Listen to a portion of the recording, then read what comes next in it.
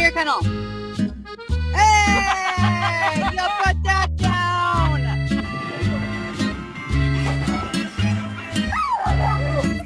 Here you go.